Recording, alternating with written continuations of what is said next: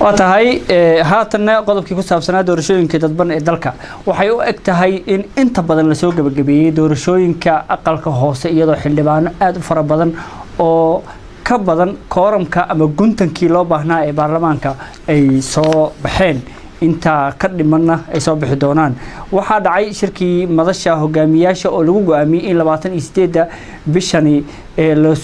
لدوران دونا ملحوينها صوماليا شركة إيجاد أيها كصعدة مقالة السبب أو شركة لبعتن يسجارات ملحوينها صوماليا أيها كقريب قليا شركة سنة وحلقتها غيري نظام كأي حفراعة دورشوين كصوماليا هذا بقى وحا إلى فدي أحمد عيديد ديرية أو أحمد صحفي إسلام مركز حتى حال السياسية وحا أموقتها إن ده أردن هذا يكون الجيدان حقا حلقة أوصر هي ملحوين النمو يقدون كبرلمان سيوحوا لعيان إلى هذا aad ma santahay agaasima Cabdinaasir Saxan Saxo iyo bahda Jubaland TV waan uga mahad celinayaa kulankan qaaliga caawa hadii aan guud ahaan doorashada wadanka Soomaaliya ee la doonayo inay ka qabsoonto aakhirka bishan aan ku guda jirro Cabdinaasir la socoto Soomaaliya in badan higska 2016 ayaa la soo hadalhayay imika waxa dhaxtaaganahay oo in badan oo la dhigi jiray 2016 waxa qabsan oo lagu cabsi gelin jiray aad iyo aad waxaad moodaa hadda doorashadii Soomaaliya inay bartanka marayso dib u dhacyo badan waqtiyo badan uu ku imaaday waxa la doortay aqalkii sare oo guud ahaan dalka laga doortay marka laga tago qoondada Soomaaliland xubnihii Soomaaliland oo ay laftooda hadda lagu guda jiro aqalkii hoose ayaa badankii soo gabagaboobay oo hadda Jubaland oo ujeedo ay waqti hore soo dhameystirtay koonfur galbeed baa ku xigtay oo ayadana soo dhameystirtay galmudug ayaa maalinta berita ama bari dambe ayadana la rajeynayaa inay si ayadana lamida Jubaland iyo ay soo gabagabeeyaan Hirshabeelle ayadana heer gabagaba maraysa Puntland oo xogaa hakis uu galay ayaga oo xogaa nidaamkii Muqdisho ee hadda ka yarbiye diidana haddana dib ayaa loo fasaxay oo maanta la rabay dib inay u furmaan 16 kursi baan ka dhignaa 16 kursi baan ka dhignaa markaan u fiirino guud ahaan dalka qaabka ay wax u qabsoomeen ama aqalkii sare ama aqalkii hoose ahaada administrationka guud ee la rabo doorashada Soomaaliya inay ku dhacdo ilaa hadda si fiican ayay ku socotaa marka laga tago dib u dhacyo dhowr ah oo ku imanayay xilliga doorashada qabanay hadda 28 la leeyahay sanadkan marka laba maalmood baa ka dhinaanaya ma kula tahay 2017 oo aan la gelin in madaxweyne cusub uu dalka yeelanayo والله Cabdinaasir sida la socoto shirkii hadda madasha waxa lagu go'aamiyay in 18 ugu dambeyn la dhaariyo xildhibaanada 22 gudoon ee gudoonka aqalka sare iyo hoose lagu soo doorto ilaa 28 in iyada laba bari ka dhiman tahay 2016 lafteeda lagu soo dhameystiro ayadana madaxweynaha lagu doorto marka waxaad moodaa waqtigaas inuu ciriiri aad u yahay oo sidii loogu baahnaa jadwalkaas u dhici karin laakiin hadii dadaal dheeri ah uu imaado oo guddiga doorashada uu xil iska saaro runtii beesha caalamka oo iyada lafteedu cadaadis saaraysa in 2016 aysan dhaafin doorashadii Soomaaliya la doonay inay ka qabsoonto marka dhinacaas la fiiriyo والله والله سوبر لسجرين كرا وحلقي كرا وحوي كل عكران لأنك كلام مركل لفيريو أو سوماليلاند ولي أن أقل كي سنة وكتاجي هاي مرن وكتاجي هاي أو سولي سنة عين أي لفتة عقبة أي كجرا بوتلاند سوماليلاند إسكو هيان أن لأنك كلام مركل لفيريو أن بوتلاند أو لحية طبعا كرسي أي كهرسنت هاي أو أكتها إن اللي بدل اللي ببلوده أي سوجي دميسي إن هذا الوقت أنت هلا أي كل ما يستران أي أتكان دون تأيضا هذا عبشوين فربنا أي سوي ريسي هيرشابيل أورنت أيضا دور كرسي أي وقت إلا تدبر كرسي أنا قاعد إني شلوا هرسنايد أيضا وحاجة أتكان دون إن أي وقت قالوا سوق بجبي حدنا بلوان أركض أنا وحيابها أنت وقت مدلوا يتومبري على جوسك بجبي ماشي الله وضع الصعداء إنها أورن أي وذا جيدا وكرسي كما تحتني ماذا إلى سديد يتوقف هذا وشرحان يا وعضات والله إن Cabdinaasir hadalka waxa saxaafada iyo suuq ku jira aadi waa gacan u daraska waa gacan ur ku jirto oo la dhigi karo Soomaaliya marka la fiiriyo hadda ilaa 16 musharax ayaa isku haysta balse waa la kala sarsareeyaa marka la fiiriyo madaxweynaha imika talada haya ee waqtigiisu dhamaaday Xasan Sheekh Maxamuud ilaa 100 iyo heer xildhibaan u haystaa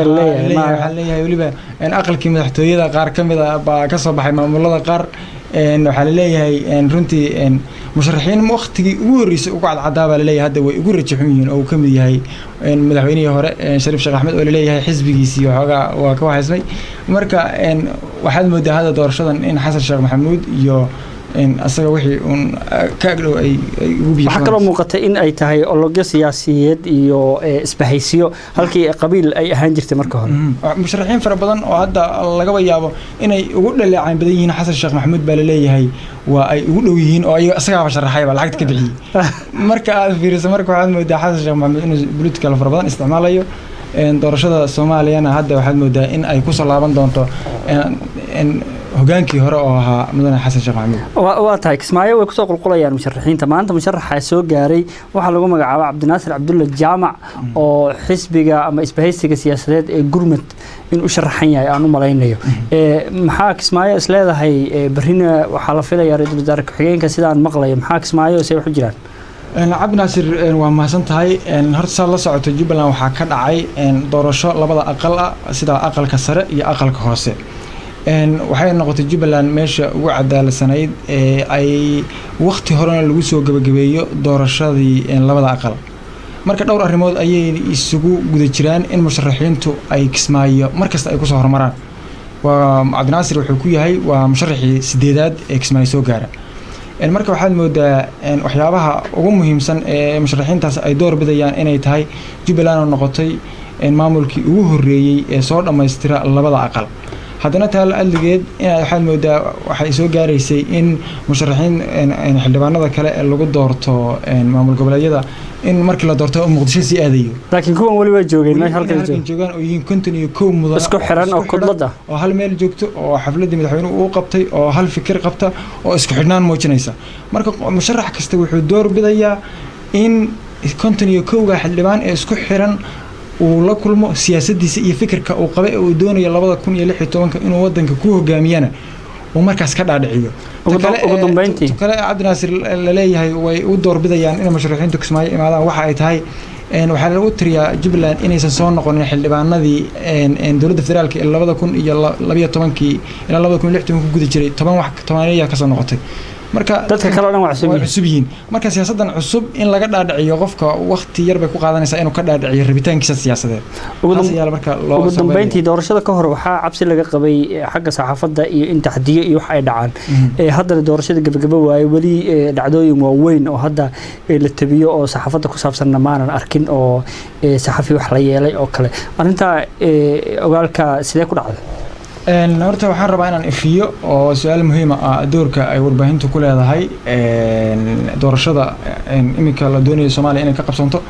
sida la socoto warbaahintu waa mid la doonayo in ay guud ahaan caalamka iyo Soomaaliya meel kasta oo joogo la gaarsiiyo xogta ku saabsan doorashada markaas waxay u baahan yihiin wariyaashaas waqtigaada iyo u horay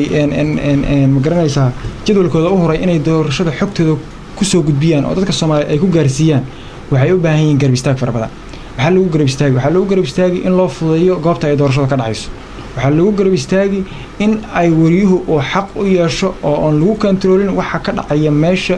in sida cadaalada oo aan musuqmaasuq ku jirin inuu u tabiyo loo ogolaado inuu wax dhabta ee meesha ka jira oo loo ogolaado maamul goboleedyada hadda aniga Jubbaland ayaan joogay intii doorashada dhacaysay runtii waxaan uga mahad celinayaa dowlad goboleedka Jubbaland gaar ahaan guddigii doorashada qaabkii ay u ixtiraamayeen intii ay socotay doorashada labada aqal oo runtii gudoomiyaha iyo ku-xigeenku ay iska xilsaarayeen in doorashadu ay si cadaalad ah ay u gutaan wariyaasha oo Jubbaland TV aan arkaynay in labada jeerba ay laafayeen oo runtii iyadana aan mahad gaar uga celinayno marka doorka warbaahineeda guud waxaan oran karaa waa meesha ugu muhiimsan ee doorashada lagala socon karo haddii ayna warbaahintu jirin ma jirayso